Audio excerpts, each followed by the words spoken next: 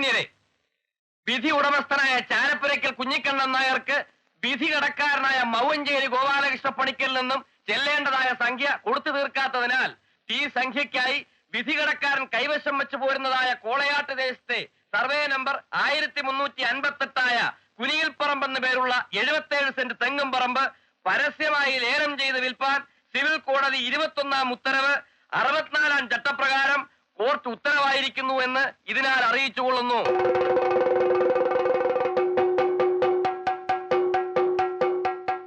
ആർഭാടം കാണിച്ച് ആളാവാൻ നോക്കിയ ഒടുവിൽ തന്നെയാ സ്ഥിതി. പെങ്ങന്മാരുടെ കല്യാണം നടത്തി കഷ്ടപ്പെട്ടു പോയല്ലോ പണിക്കര്. അത് തന്നെയാ ഞാനും പറയുന്നത്. നാട്ടുകാരെ മുഴുവൻ വിളിച്ച് സദ്യ കൊടുത്താലേ കല്യാണം ആവുള്ളൂ. പണമില്ലാത്തോണ്ട് രജിസ്റ്റർ ഓഫീസില്ലേ കല്യാണം പെണ്ണിനെ കെട്ടാൻ പോകണമെന്ന് ഇഷ്ടമുണ്ട്. പറഞ്ഞു മനസ്സിലാക്കി കൊടുക്കണം. ഇപ്പൊ എന്തായി? നല്ല കാശ്മീർ കണ്ടം പോലത്തെ 77 സെന്റ് സ്ഥലം വെള്ളത്തിലായില്ലേ? അതൊന്നും പറയാറായിട്ടില്ല. സിവിലും ക്രിമിനലും വക്കീലന്മാരെക്കാൾ അരച്ച് കലക്കി കുടിച്ചവരാ ഗോപാലകൃഷ്ണ പണിക്കര്. അങ്ങനെ ആരാ മോൻ? ഗോപാലകൃഷ്ണ പണിക്കരുടെ അടവൊന്നും കുഞ്ഞിക്കണ്ണൻ നായരുടെ അടുത്ത് നടക്കാൻ പോണില്ല. വിധി ഉടമസ്ഥനായ ചാരപ്പുരയ്ക്കൽ കുഞ്ഞിക്കണ്ണൻ നായർക്ക് വിധി കടക്കാരനായ മൗവഞ്ചേരി ഗോപാലകൃഷ്ണ പണിക്കരിൽ നിന്നും ചെല്ലേണ്ടതായ സംഖ്യ കൊടുത്തു തീർക്കാത്തതിനാൽ ഈ സംഖ്യക്കായി വിധി കടക്കാരൻ കൈവശം വെച്ചു പോരുന്നതായ കോളയാട്ട് ദേശത്തെ സർവേ നമ്പർ 1358 കുനിയിൽപ്പറമ്പ് എന്ന പേരുള്ള 77 സെന്റ് തെങ്ങും പറമ്പ് പരസ്യമായി ലേലം ചെയ്ത് വിൽപ്പാൻ സിവിൽ നിയമം 21-ാം ഉത്തരവ് 64-ാം ചട്ടപ്രകാരം കോർട്ട് ഉത്തരവായിരിക്കുന്നുവെന്ന് ഇതിനാൽ അറിയിച്ചുകൊള്ളുന്നു.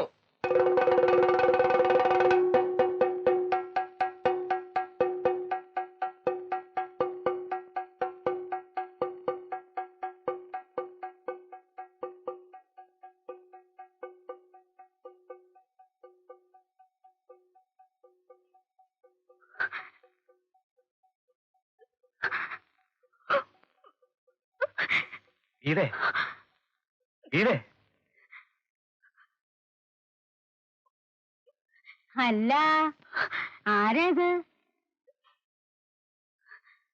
എന്താ മോളെ, എന്തു നിനക്ക്? വിജയ് വന്നില്ലേ? ഇവിടം വരെ എങ്ങനെ വന്നു എനിക്കും ദൈവത്തിന് മാത്രമേ അറിയൂ. വിജയിട്ട് നോക്കിയപ്പോ എന്റെ തല താണുപോയി. ആളുകൾ ചിരിക്കുക. ഇനി എങ്ങനെ വിജയന്റെ വീട്ടിലേക്ക് തിരിച്ചു പോകും? ഞാൻ പോണില്ല. അല്ലെങ്കിൽ തന്നെ സ്വർണം പോരെന്നും പറഞ്ഞ് നാത്തുമാരെന്നും കുത്തുവാക്ക് പറച്ചില്ല. അയ്യേ, കരയാതിരിക്കേ. അയലോക്കത്തൊക്കെ ആൾക്കാരുണ്ട്. ഓ, ഇതിൽ പറ ഇനി എന്ത് നാണക്കേട ഉണ്ടാവാനുള്ളത്? ചെണ്ടമുട്ടി പരസ്യം എന്നൊക്കെ കേട്ടിട്ടേ ഉള്ളൂ. ഇപ്പൊ നേരിട്ട് കണ്ടു. ഗോപാലകൃഷ്ണ പണിക്കരുടെ സ്ഥലം എന്ന് കേട്ടപ്പോ എന്റെ നെഞ്ചുരുകിപ്പോയി. എല്ലാം നമ്മുടെ വിധിയാണെന്ന് വിചാരിച്ചാ മതി മോളെ. ടൈപ്പ് കഴിഞ്ഞോ? ആ, വിജയേട്ടനെ എപ്പോ വന്നു? ഇപ്പൊ വന്നതേ ഉള്ളൂ. ഗീത ചേച്ചിയില്ലേ? അപ്പുറത്തുണ്ട്.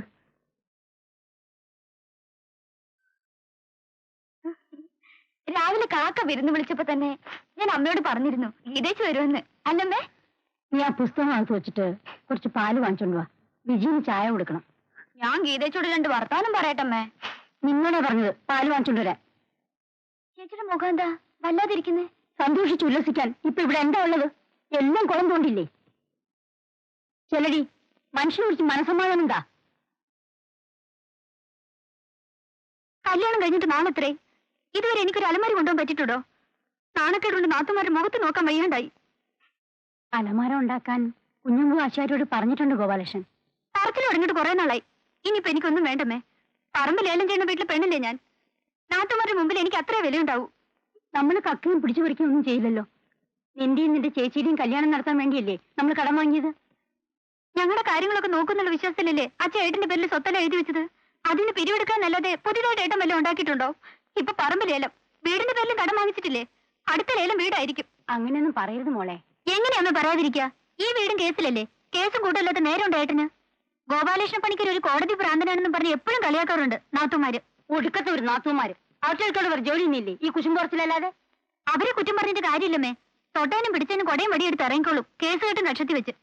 അമ്മ പറ, ആ ടൗണിലുള്ള വീട് എന്റെ പേർക്ക് എഴുതി തരാൻ. അല്ലെങ്കിൽ അത് ഏട്ടൻ കളയും.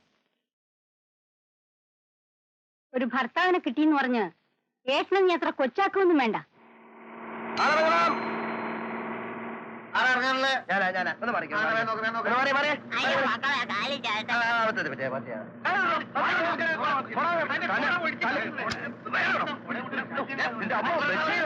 പ്രയാസം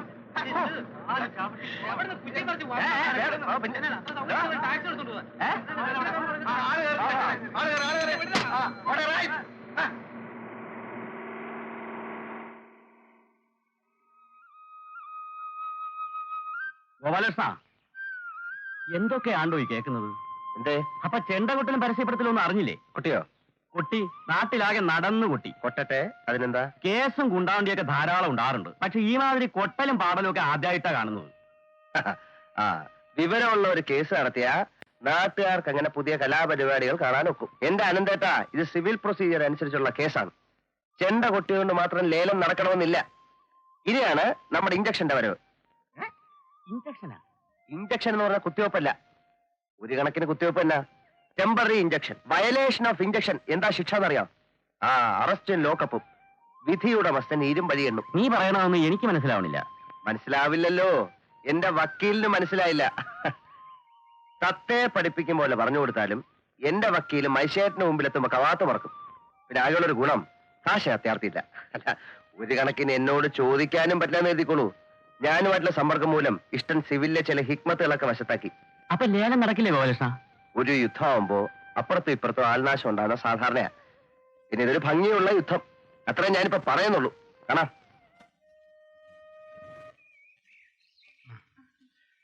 അങ്ങോട്ട് പോകുന്ന ഞാൻ കണ്ടു. വീട്ടിൽ വിരുന്നുകാരുണ്ട്. നിക്കൂ. ഇങ്ങനെ ഓരോ കാരണങ്ങൾ പറഞ്ഞ് ഉഷേനെ തഴയാൻ നോക്കണ്ട. ഞാൻ പോട്ടെ. അല്ല, ടൈപ്പിങ്ങിന്റെ സമയം മാറ്റിയത് എന്നോട് പറയാറുണ്ട്. കാലത്ത് 1 മണിക്കൂർ ഇൻസ്റ്റിറ്റ്യൂട്ടിന് മുന്നിൽ വെയിറ്റ് ചെയ്തു. ഈശ്വരാ, ഏട്ടൻ.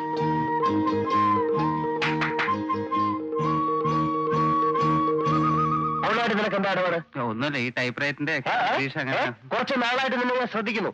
മാനം മര്യാദയ്ക്ക് നടക്കുന്ന പിള്ളേരെ നീ ചീത്തയാക്കും. നോക്കി പേടിപ്പിക്കുന്ന എന്റെ പെണ്ണായിട്ട് ഞാൻ പ്രേമത്തെ തമ്മ കേസുണ്ടോ? കേസ് നിന്നെ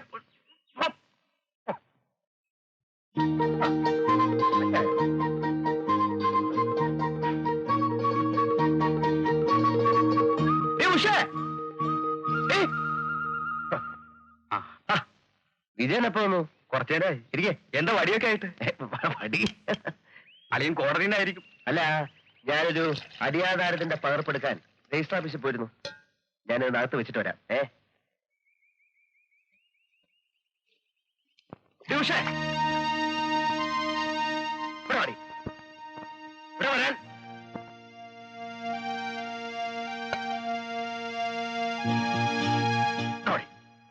നിന്നെ ഇന്ന് ഞാൻ എന്താ ഗോപാലകൃഷ്ണ? അല്ലെ തന്നെ മനുഷ്യനൊരു നിൽക്കക്കളില്ലാതെ നിൽക്കുക.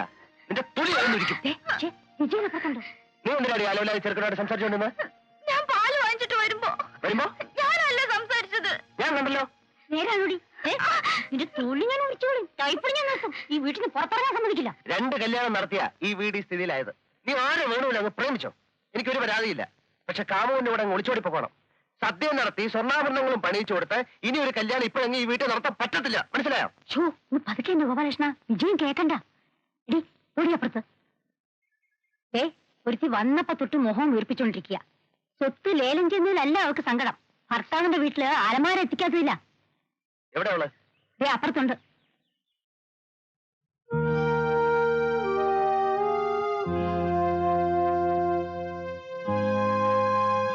ഇത് ഭാര്യ ഭർത്തൃ ബന്ധത്തിൽ ഒരു അലമാരയ്ക്കുള്ള സ്ഥാനം എന്താണെന്ന് ഞാൻ മനസ്സിലാക്കി വരുന്നേ ഉള്ളൂ. നീ ഒട്ടും ബേജാറാകണ്ട. എന്ത് ബുദ്ധിമുട്ട് വന്നാലും അടുത്ത ആഴ്ച അലമാര ഞാൻ വീട്ടിലെത്തിച്ചേക്കാം. ഇരുമ്പൊലൊക്കെ വിഴുങ്ങുമ്പോൾ ചുക്ക് കഷായം കുടിച്ചിട്ട് കാര്യമില്ലെന്ന് അച്ഛൻ എപ്പോഴും പറയാറുണ്ട്. അച്ഛൻ അങ്ങനെ പലതും പറഞ്ഞു കാണും. നീ ഇപ്പൊ ഇത് പറഞ്ഞതിന്റെ ഉദ്ദേശം എന്താ? പറമ്പ് ലേലത്തില്, വീട് കേസില്. സ്വയമാണ് അലമാര കൊണ്ട് തിരിച്ചു കിട്ടില്ലല്ലോ. ഇനി ടൗണിലെ വീട്ടിലെ ബാക്കിയുള്ളൂ. നിന്റെ ചേച്ചിക്ക് സ്ത്രീധനം കൊടുക്കാനാ പറമ്പിന്റെ പുറത്ത് കടം വാങ്ങിച്ചത്. ഈ വീട് പണയത്തിലാക്കിയത് നീയും. കാര്യമൊക്കെ ശരിയാ. കടം വാങ്ങിയപ്പോ എങ്ങനെ തിരിച്ചു കൊടുക്കുന്ന ഏട്ടൻ ഓർത്തില്ലേ? ഓർത്തു, ഒക്കെ ഓർത്തു. തേങ്ങാ കച്ചവടം തുടങ്ങിയതും പലചരക്ക് കട തുറന്നതൊക്കെ കടം വീട്ടാന്ന് കരുതി തന്നെയാ. പക്ഷെ പൊളിഞ്ഞുപോയി. ബിസിനസ്സിൽ അത് സാധാരണയാ. നീ ആ തെങ്ങ് കണ്ടോ? എനിക്ക് 8 വയസ്സുള്ളപ്പം അച്ഛൻ ബ്ലോക്ക് ഓഫീസിൽ നിന്ന് വാങ്ങിച്ചോണ്ട് വന്നതാ. ഇപ്പൊ 24 കൊല്ലമായി. അപ്പൊ എനിക്ക് എത്ര വയസ്സായെന്ന് മനസ്സിലായോ? നിങ്ങളുടെയൊക്കെ കല്യാണവും കഴിഞ്ഞു, കുടുംബമായി. എനിക്കിതുവരെ ഒരു കല്യാണം കഴിക്കാൻ പറ്റിയോ? ഇതൊക്കെ ആർക്ക് വേണ്ടിയിട്ടാ? ആർക്ക് വേണ്ടിയിട്ടെന്നാ ചോദിച്ചത്? അതൊന്നും എനിക്കറിയില്ലെന്ന് ഞാൻ പറഞ്ഞില്ലല്ലോ. എങ്കിൽ അവിടെ മിണ്ടായിരുന്നോ? അപ്പൊ വീടും പറമ്പൊക്കെ? വീടും പറമ്പൊക്കെ അങ്ങ് ജപ്തി ചെയ്തുകൊണ്ട് പോകും. വിജയം പോവാൻ തിരക്കൂട്ടുന്നു. നീ വാ.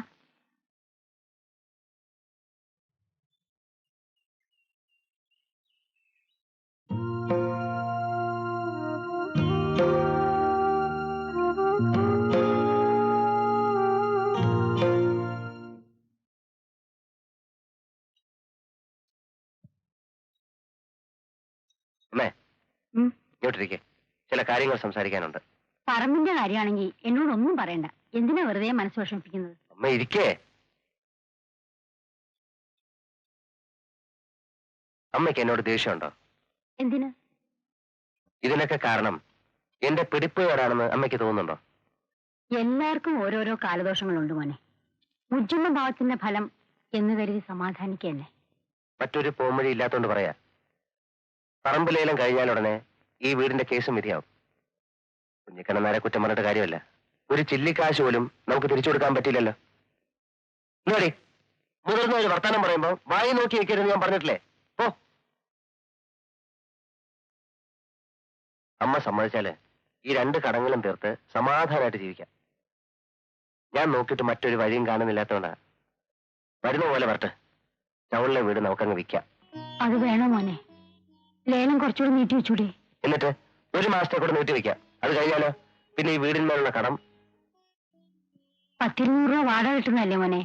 ഇതൊക്കെ എനിക്ക് അറിയാൻ മേലാഞ്ഞിട്ടാണോ അമ്മേ? തൽക്കാലം നാട്ടിൽ നമ്മുടെ മാനം കാക്കണ്ടേ?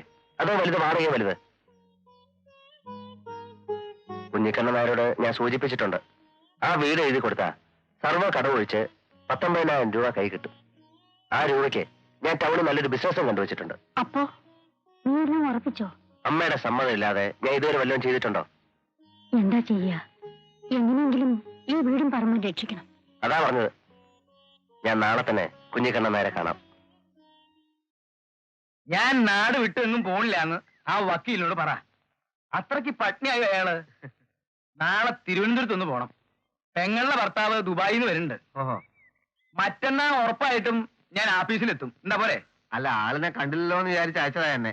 എന്നെ കാണാണ്ട് അയാൾക്ക് എന്താ ഉറക്കം വരുന്നില്ലേ? കാശ് എന്നെ പ്രശ്നം. ദാ, തൽക്കാലം താനിത് വെച്ചോ. കാര്യങ്ങളൊക്കെ ഭംഗിയായി കഴിഞ്ഞതിന് ശേഷം തന്നെ ഞാൻ ശരിക്കും ഒന്ന് കാണുന്നുണ്ട്. എന്താ പോരെ? നമ്മുടെ എതിർക്കക്ഷിയില്ലേ വരുന്നത്?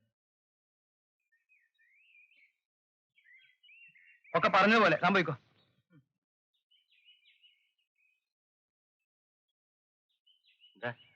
അങ്ങനെ നാട്ടുകാരുടെ മുൻപിൽ താൻ ഒരു വഷളനാക്കി, ഒരു നിഷ്ഠൂരനാക്കി. തൃപ്തിയായില്ലേ എനിക്ക്? കുഞ്ഞിക്കണ്ണേട്ടന്റെ ആഗ്രഹം നടന്നല്ലോ. നാട് മുഴുവൻ ചെണ്ട പൊട്ടിച്ചില്ലേ? അത് തന്നെ ഞാനും പറയണത്. തന്നോട് ഞാൻ ക്രൂരത കാട്ടിന്നാ എല്ലാവരും പറയണത്. എനിക്ക് തരാനുള്ള പണത്തിനെ പറ്റി പറയുമ്പോ ആർക്കും ഒന്നും മിണ്ടാനില്ല. കാശ് തരില്ല എന്ന് ഞാൻ പറഞ്ഞില്ലല്ലോ. മരിക്കുന്നത് വരെ കാശ് തരാൻ ശ്ലോകം ചൊല്ലിക്കൊണ്ട് വല്ല കാര്യമായോ? തനിക്കറിയാലോ, എന്റെ പെങ്ങളുടെ ഭർത്താവിന്റെ കാശ് എടുത്താ തനിക്ക് തന്നത്. നാളെ അവൻ ദുബായിൽ നിന്ന് വരിക. കൊടുത്ത കാശിന് എന്തെങ്കിലും തീരുമാനമായില്ലേ എന്ന് അവൻ ചോദിച്ചാൽ ഞാൻ എന്താ പറയാ? ഇപ്പൊ പിന്നെ ഒരു ഉറപ്പെങ്കിലും കിട്ടില്ലോ.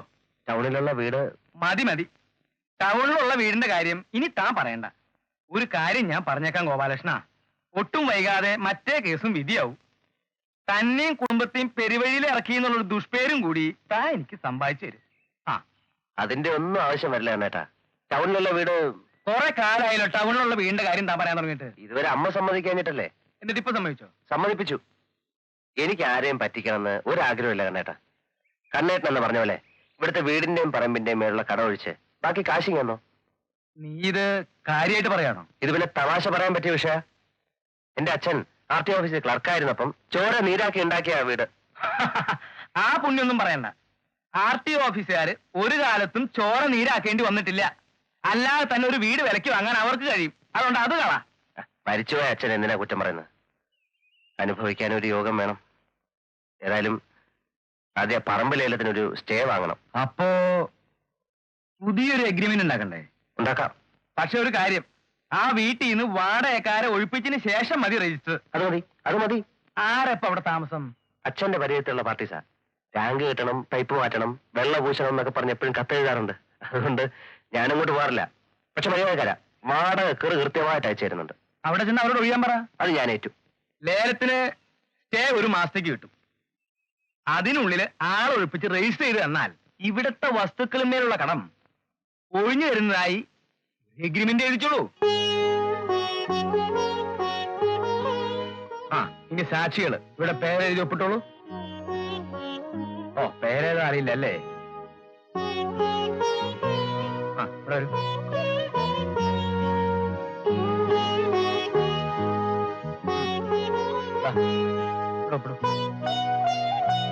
അപ്പോ ഗോപാലകൃഷ്ണ പണിക്കരെ, ഈ മാസം 31-ാം തീയതിക്കകം അവിടുത്തെ താമസക്കാരെ ഒഴിപ്പിച്ചിരിക്കണം. ഞാൻ കത്തെഴുതി കഴിഞ്ഞു. സിറ്റിയിൽ വേറെ വീട് കിട്ടുമല്ലോ. കത്ത് കിട്ടിയാൽ ഉടനെ അവര് മാറും. ചെന്ന് താക്കോല് വാങ്ങിയാൽ മാത്രം മതിയോ?